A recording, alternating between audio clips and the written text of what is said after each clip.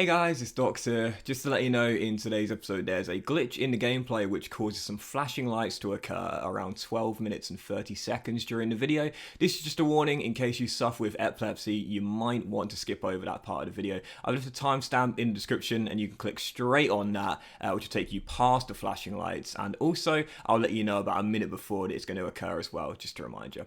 Thanks very much, and I hope you enjoy the episode. What's up guys, and welcome back to another episode of the Realistic Career Mode. This is episode number 81. We're starting today's stuff on the back of our thrashing of Wolves at Molineux, our 7-1 victory over Bruno Lagia's side, which saw us pick up 2 wins from 2 with our new system.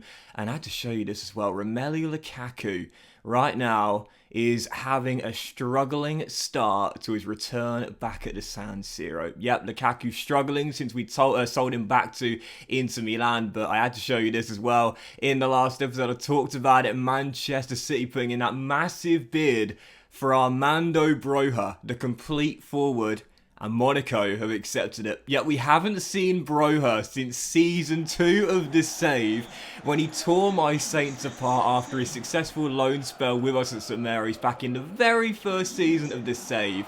He ended, well, I wouldn't say he ended, he certainly hampered our European hopes back in Season 2 of qualifying for the Champions League for Season 3, when he scored the only goal against us at Stamford Bridge, and if you remember in the FA Cup semi-final, he scored the crucial game winner as Chelsea dumped us out of the FA Cup in the Final Four. Well now, after a few years not in the Save, it looks like Armando Broja, once a hero, now a villain, is going to what you consider one of our main title rivals, Manchester City. Oh my goodness. So, for the first game of today's episode, on the back of 4 straight wins for Chelsea this season, our best run of form this campaign in all competitions, taking on Fulham, West London derby away from home at Craven Cottage. Goodness gracious me. When I signed him, I talked about how the dilemma on my hands. Do I start Tammy Abraham, last year's top scorer, who had a reasonable campaign in the Premier League with 20 goals, or do I start my new £85 million man, Lautaro Martinez? I went with the Argentine. I haven't regretted it. 7 goals in 8 games, including the opener here against Fulham. And really heading into the game, 4 wins in a row for Chelsea. Best run of form this season in our title defence year, taking on Marco Silva's side. I got to be honest, man. I was just really in control from the very first whistle of this game. Fulham off to a tough start this season. And after we scored our first goal through Lautaro Martinez, Kai Havertz scores this sensational volley 69 minutes in. And absolutely glorious. I had shows on the replay. Look at that. Look at the dip on this volley with the weaker right foot. I don't know why. That just looks so aesthetically pleasing as it nestled in to the top corner. Yep, once again, it's our front three looking absolutely unstoppable. Martinez with the first, Kai with the second, off to a great start this season, number 29. And there was 6 minutes to go, still leading by 2. A chance to make it 3. Tariq storms down the right, rolls it across. And there it is. Lautaro Martinez bags our third and kills the contest off with a glorious chip. You might notice I'm not chipping the ball as much as I did in the earlier stages of this year's FIFA. And I'll be honest, one of the reasons why is because it is just so OP. I've mentioned before, as we totally controlled this game from start to finish, dominated possession, didn't let Fulham get a sniff towards our goal, and won the game comfortably. It is an incredibly OP way of scoring, and I have mentioned a few times before, if you are struggling with your one-on-ones, you need a goal. I do recommend chipping it. You know, chipping is just so OP because if you get a trajectory right, 9 times out of 10, it's going to fall between the posts. It's very, very rare you will chip the ball wide. So 9 times out of 10, it'll, go between the posts. If you get the trajectory right, get it up and over the goalkeeper but underneath the crossbar, it's guaranteed to be a goal. So yeah, I've tried not to exploit the OP-ness. How old am I? 29? The overpoweredness of the chip shots, but even so, yeah, Martinez couldn't resist with that one there. It just looks so cool. Gets our third and wraps up the game. So, following game of today's episode, and of course, in the last episode, you heard me fanboying over the Shakhtar Donetsk Arena, Donbass Arena in the game. Well, I've talked about it before. Benfica now have their iconic Estadio de Luz in the game as well. And one of the reasons why I was kind of glad we got Benfica drawn in our group is so I could play at this ground again. It looks so glorious. If you've not played with or against Benfica in this year's FIFA, guys, their stadium is now in the game, and it looks so fantastic. It's one of those grounds I'm desperate to visit in real life. I'm sure one day I'll visit Lisbon. But even so, Io Visitar Lisboa, is that how you say that in Portuguese? But even so, yeah, glorious ground. Couldn't wait to play this game here. Third game of the Champions League group. We drew the first against Villarreal, sneaked through away in Ukraine against Shakhtar Donetsk by a 0-0, and away in Portugal, another really tough beginning to the game. I said this group was going to be a tough one. It started off that way as well, but right before the break, talk about a swing. Benfica so close to going in front. Big stop by Eduard Mendy, and N'Golo Kante, club captain, goes up the other end and scores his first of the season to give us the lead right before the break. And talk about your sucker punches for Benfica. Yep, right before and right after the break, we are 2 goals up, courtesy of Alessandro Bastoni's first in a Chelsea shirt. Needed a VAR, the goal decision system for it, but definitely crossed the line. I really hope in future versions of FIFA, when a call is as tight as this one here, and a goal decision system is required, because, okay, alright, the ball's definitely crossed the line. There's a little bit of a gap between when the goal is awarded, you know, and the gameplay continuing, because, you know, in real life, you know, you're not going to, like, well, okay, so maybe a few players will raise their hands, but we started celebrating the instant the ball across the line. It kind of defeats the whole point of the goal decision system, because if it's guaranteed to be a goal, then you're going to start celebrating automatically, instantaneously, the second the ball has crossed the line. I'd like to see in future versions of FIFA, because of the fact the referee needs to check his watch and possibly go over to the monitor, well, nowadays, of course, just checks his watch and he'll know if it's beeped or not.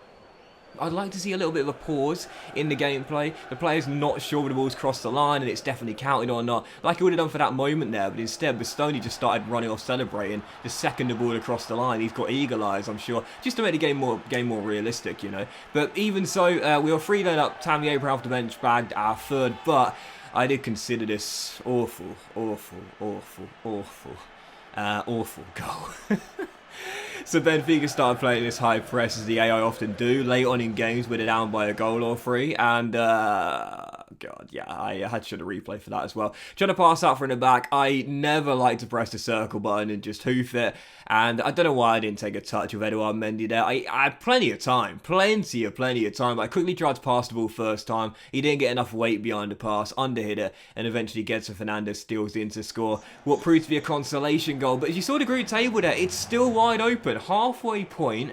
Yes, we're top. Yes, we're undefeated, 2 wins in 3, but it's still incredibly tight, and it's still anyone's guess right now as to who's making it through. Benfica, Shakhtar, and Villarreal all believe they'll have a chance of getting back into contention for top spot.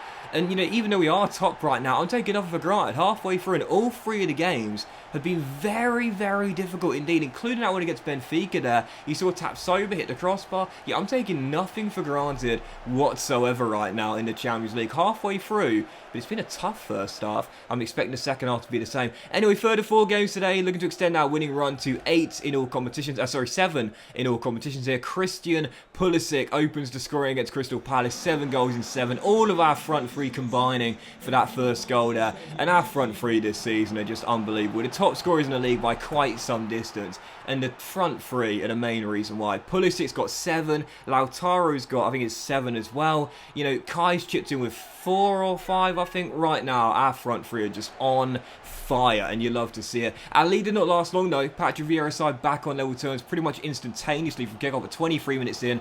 This game was so open. And you know those games of FIFA when you play, like, the midfield just, like, is non-existent. It's just, like, end-to-end stuff, you know.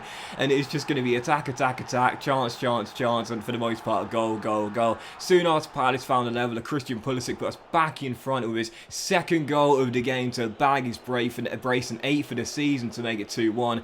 But I knew the lead probably wouldn't last long, just like for our first goal. It's that man again, Arak Saki, makes it 2-2, and Palace, for the second time in half an hour, had battled back from a goal down to level it at the bridge. Yep, could not hold on to the lead whatsoever in this game, so 2-2, but I knew for sure just half an hour in there, more goals to come, probably in the first half, let alone for the remainder of the game. And with 3 minutes to go, look at this here. Christian Pulisic says to the former Chelsea Academy graduate, Tino Livramento, I'll see you later. Rolls it across, and again, it's our front 3 all getting involved for the goal. Rolled across, Lautaro finds Kai, and it's 3-2 Chelsea, and we are back in front. Brilliant little move once again, and for the second time in 3 goals, all 3 of our front 3 got involved there. Kai gets his 6th of the season in 7, and again, our front 3 right now, firing on all cylinders, clicking together. It's just glorious to see. So Once again, for the third time in the game, we led by a goal.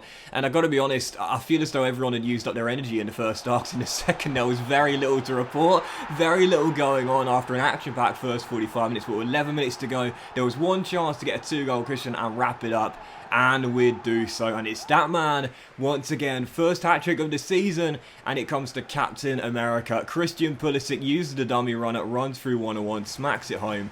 And there it is, Chelsea 4, Crystal Palace 2, and our 7th straight win in all competitions. And look at this as well. Kai bagged a goal, Lautaro got 3 assists, and Christian got 3 goals. Yet right now, our front 3 are just on absolute flames. But I say Pulisic has been our main man this season. He's top scorer in the league right now with 9 goals in just 7 games. What a ratio for Pulisic. Martinez right behind him with 8. And he's also leading the way in the assist title right now with 8 assists as well. But for Christian Pulisic too, like, this is why Callum Hudson-Odoi can't get started in this team, man. 27 years old, 90 overall, 9 goals and 5 assists in 7 Premier League games. Absolutely unbelievable. And I think not before long he'll hit 91 overall as well. And don't forget, he had a concussion earlier on this season as well. I mean, it's not really affecting him though, is it? This guy is just on absolute flames, and you love to see it. So, yeah, for the 4th and final game of today's episode here, aiming to extend our winning run and keep up a really good patch of form for Chelsea and maintain our unbeaten start this season in all competitions. Watford, the Hornets, off to a great start this season in the Premier League, chasing a European place as things stand right now, taking them on EFL Cup last 16 here, the round we got to last season before being knocked out by Chelsea, taking them on here at Stamford Bridge. Heading into the game, you know, I mentioned before, this competition does not count towards our objectives, but so far it's the only domestic honour in England I haven't won. So heading into the game, I did feel the weakened side, but I didn't want to have our first loss of the season here. But 6 minutes in, we fell behind early as the Hornets took the lead and got themselves in front. And I was thinking, okay, all right, we're down by a goal. Tammy Abraham then takes a knock as well. And I was thinking, it's all going wrong right now. And just real briefly, guys, very quickly, there is some flashing lights occurring within the next 15 seconds. So if you do have epilepsy, I do recommend skipping over this part here and clicking on the timestamp in the description. It happens in 10 seconds time. So 11 minutes in, we're still down by a goal. Abraham takes a knock. We're still trailing, but I fancied my chance of getting back in the game, and we would as well. Ousmane Dembele scores our level. A nice little ball through to him with a skill move. Glorious for the Frenchman there to take it round his man, bend it home, and find the back of the net. So 1-1 back on level terms, and really, like I said, because of the depth and the quality of depth we've got in our team now, heading into games like this, even with a backup side, we're still considered favourites. We were tied at 1-1. Tammy with a knock missed a sitter. So early on in the second half, I took him off. I brought on Jong Sang-bin, the South Korean, off the bench.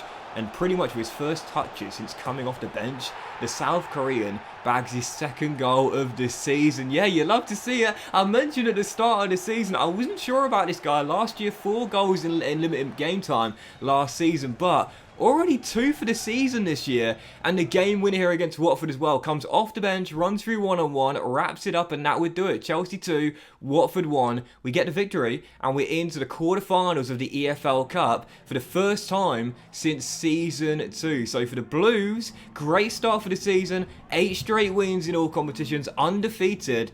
And I don't want to say too much about this, but I'm going to whisper it. I got inspiration from Liverpool's season in real life this year. Quadruple. Guess you never know. Early days, of course. But even so, in the EFL Cup quarterfinals, we've got Leeds United at home, now a championship side. Definitely fancying our chances there, and a golden chance to reach the semis of the EFL Cup in Season 5. But that will end today's episode of the Realistic Career Mode, guys. Big thank you for watching if you have enjoyed it. And if you have, then please do drop a like. Much love to you all. Have a fantastic day. I do apologise if you have to miss a bit of the episode because of the flashing lights, but hopefully you enjoyed regardless. Have a lovely day. Much love to each and every one of you, and I'll see you for the next episode of the Realistic Career Mode very soon.